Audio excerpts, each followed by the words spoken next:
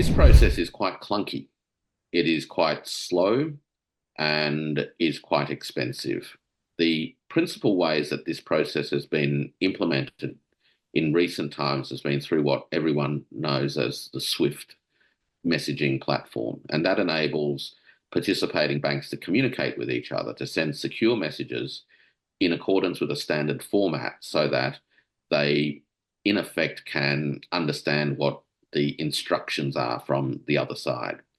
This process can take many days for the ledgers to be adjusted, and the fees and charges that are incurred in this process are quite high. So we've got a problem of cost and time. Now, those problems, of course, pre-existed the more recent set of problems, and those recent set of problems have gone to how this particular set of institutions has become weaponized. By weaponized, I mean that they have now become part of a process through which one particular party in particular, namely the United States, has been able to cause the operators of SWIFT to exclude the banks from certain countries or specific banks from being able to exchange messages with others. In other words, kick them out of the key information sharing arrangements that enable cross-border payments to work. mBridge begins to tackle all of these issues. So the way that mBridge does it is that it does it with a distributed ledger or a blockchain. The blockchain architecture is established in two basic layers. The first layer is a layer in which the participating central banks operate nodes, their own computers, which maintain a copy of the ledger. And those nodes also have the authority to be part of the consensus mechanism, which is the way in which this shared ledger is updated. I just want to explain something. He's going to go on. So now we're taking the SWIFT, the TradFi, traditional finance, and in that traditional finance for cross-border payments, meaning if you want to send money from one country to another country, right, or a payment, then you have to cross borders. And that SWIFT program is what allowed us to cross borders. What is going to happen with Project mBridge is he's going to explain something that's on blockchain. SWIFT had nothing to do with blockchain. This was messaging system. It was very, it took a long time. You know, if you wanted to make a cross-border payment or transfer money, usually took 2 to 3 business days, sometimes longer, sometimes a little bit shorter, but you took some time and had a cost to it. Blockchain, where cryptos are based, right? And you hear cryptocurrencies, whatever cryptocurrency underlies or underpines a blockchain.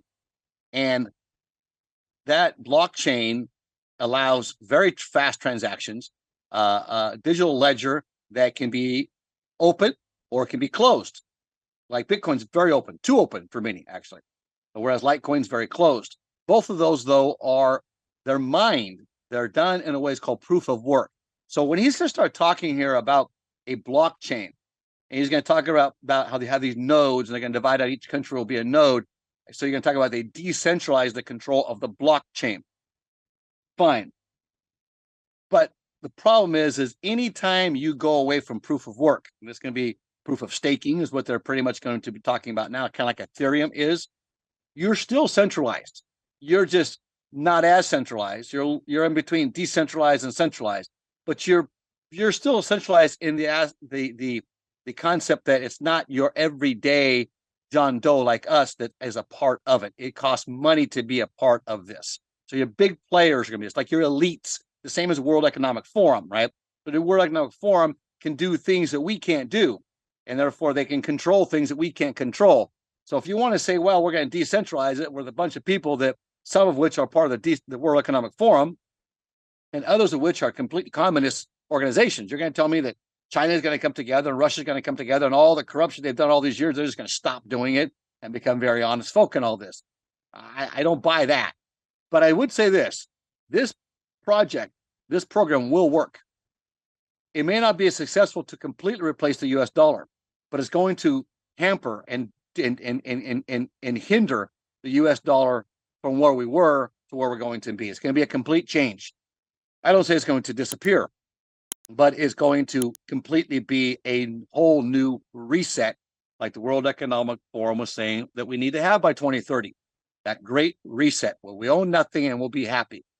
But keep this in mind. What he's going to talk about right now is blockchain, but a centralized blockchain. He's going to try to spin it to where we have all these nodes, and it's going to be, no one player can dominate or control.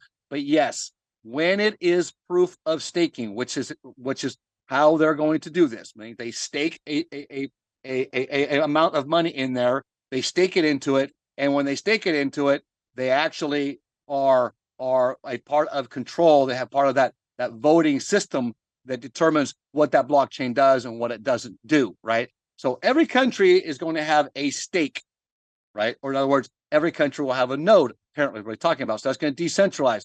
But there are ways when it's done under a node, it's easier for them to fork. Hard or soft fork means you can spin off different ways to control and implement other types of softwares that a nation such as China or Russia could eventually then control or dominate the other countries and not give them an actual equal say. So as he's trying to spin this right now, it's not even true what he's talking about as far as the nodes. Now, as far as them being decentralized, as far as the nodes, it working and so forth, and the blockchain, and much faster and cheaper, yes, that's why XRP is actually vying to be part of this whole program.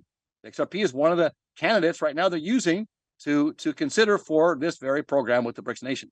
Let's continue on, Walter, with this video. The second layer of this architecture is the layer of the participating commercial banks. Now, those commercial banks also have nodes, and those nodes have a copy of the same ledger. The difference is that the commercial banks don't have the authority to participate in the ledger updates directly. So only the participating central banks actually have the authority to participate in the consensus mechanism that finally settles what the updates are. This distributed infrastructure enables the contemporaneous updating of all accounts. So now we've solved the time problem, because instead of having to wait for messages to be moved from one party to the other and for updates to ledgers to be made, they are made at the same time. In being able to make them at the same time, we also reduce costs. And importantly, because it's a distributed ledger where all the participating central banks are members of the consensus mechanism, no single bank can censor or block or amend transactions. That's the basic design, if you will, and the operations of mBridge to date.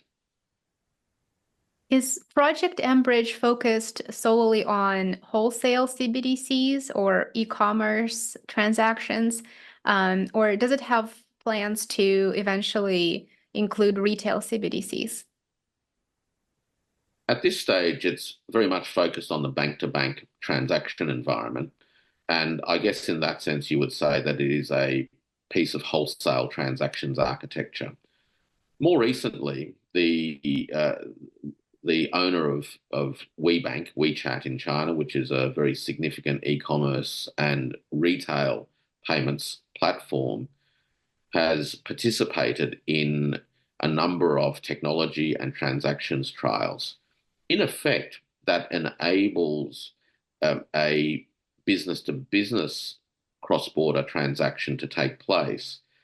But at the back end, if you will, what's going on is that it's the commercial banks through the central banks onto this collective ledger that are actually settling the transactions. So for the experience of the participating enterprises, it is their accounts that are changing, whether it's being added to or having numbers taken away from it. But the mechanism is actually taking place at the bank-to-bank level. Is supported by the IMF, the World Bank, and it is currently being observed by central banks of South Korea, Turkey, and Norway at this time. So there's definitely quite a bit of interest. It seems that those countries may become full participants at some point, just like Saudi Arabia just became a full participant several months ago. A number of large banks such as HSBC and Goldman are participating as well. So there is engagement from central banks as well as from the private sector. What do you feel is driving this unity between the two? I think they're all looking for a transactions settlements infrastructure that is fast, that is cheap, and that is ultimately censorship resistant. So those three key objectives are the common causes, if you will, for all participating institutions. In addition to those institutions you mentioned, Lena, there's actually more than 20 central banks from around the world involved in the observer level. And I think that speaks volumes to the interest in this particular technology solution to the problems as I described them, and also opens out the scaling pathway. So about 18 months or so ago, the project team actually executed its first real trials of transactions involving some 150 odd transactions valued at about 25 million US dollars or thereabouts to evaluate where they'd gotten to in terms of the design of their software.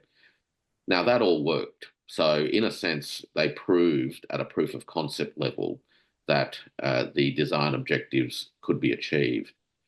What the team discovered in doing that was that they needed to do some enhancements to the consensus mechanism of the blockchain itself, which they undertook during the course of 2023 and delivered a significant overhaul to the consensus mechanism, which now drives much faster, lower cost settlements. So they did that in readiness really for launching a minimum viable product. Now, for probably the last 6 months or so, there's been a lot of buzz in the industry amongst a narrow group of people, if you will, who are interested in these things, waiting for the launch of this minimum viable product, and that has been done now. So the mBridge project is inviting organizations to make proposals for applications that will interact with their settlements architecture to deliver specific use case solutions for particular kinds of cross-border transactions, needs and opportunities. So, for instance, go ahead and stop the video. Most of this architecture has focused, of course, on... All right, so in summary, what we're getting, I'll put the video down below. You can listen to the rest if you want to. I don't want to drag you out with this boring explanation. It's not really boring to me. It's kind of exciting, actually. Where we're going is this. The world's going blockchain. And the United States is going to be left behind in blockchain because too many games are being played with this administration. Congress will not sit down and actually create laws. And that is because there's a party out there that's completely against crypto. Why? Because crypto is moving, and crypto is solid. When it's going up, for example, it's making millionaires every day, new ones. This government's agenda can't have that.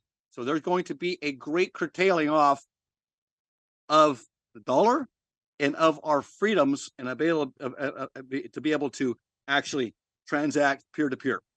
This blockchain, this mBridge idea that many central banks are already observing, some are signing on to, including your big investment firms, are getting involved with this. They're saying it's because of the consistency it's going to have behind it. There's going to be also gold and silver backing these currencies that are going to be used on this mBridge blockchain, this platform.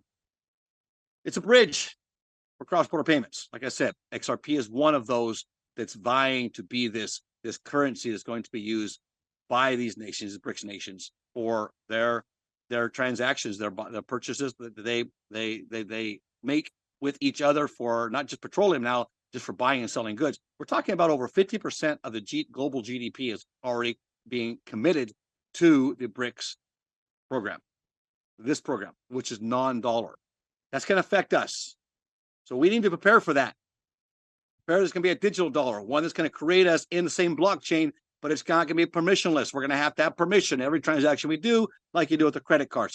Most time it works. Sometimes it doesn't. Systems down, SOL, go to cash. Well, you won't have that cash alternative anymore unless you have gold and silver, and that they accept gold and silver, and you have a small enough denomination to where it's feasible to actually make that type of transaction. All we're trying to say here on this channel is bring this awareness to people that this is a reality.